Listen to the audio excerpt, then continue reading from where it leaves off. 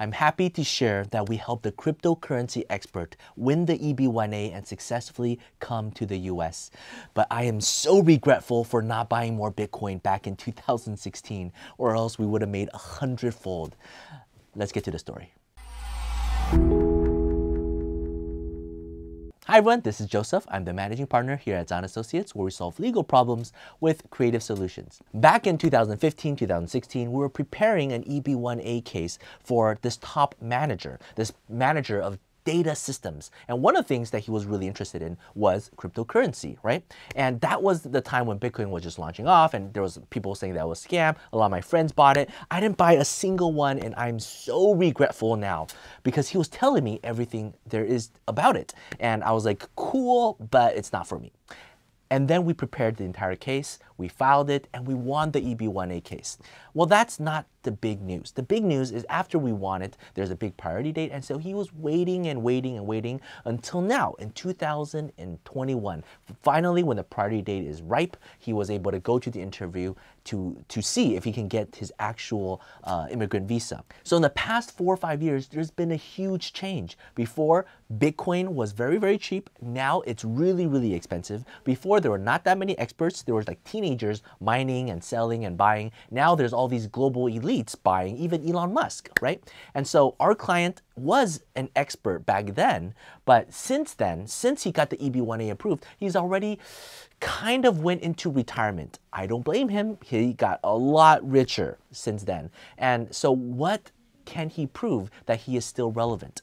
Well, the big thing is that China banned Bitcoin, but US is starting to open up to this concept, right? And so the Congress is talking about it. Facebook is trying to create its own. Well, he has a lot of insights because he's been doing this for many, many years, and he has a lot to invest and continue to be a consultant. So we were to prepare everything, train him, coach him so he can go and talk to the consular officer. The consular interviewed him. Everything went super smooth. Within 15 minutes, the interview was done, and he was able to get his visa, come to the US, and get the EB1A green card. The hardest part about this entire case, other than the massive regret that I have not buying more cryptocurrency, was that it's possible to get the EB1A even on a field that is so small, right? Back then, it was just beginning.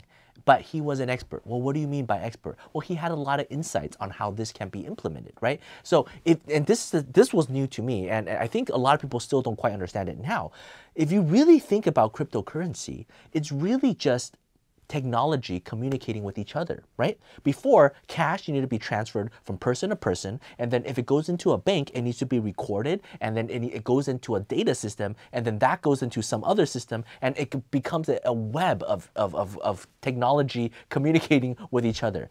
What his expertise was in data communication. He had years and years of experience helping institutions transform the way computers talk about finances with each other. And cryptocurrency was essentially that, being able to prove that it was truly yours, right? And so that was his expertise, and he was able to apply it to this relatively new fad at the time.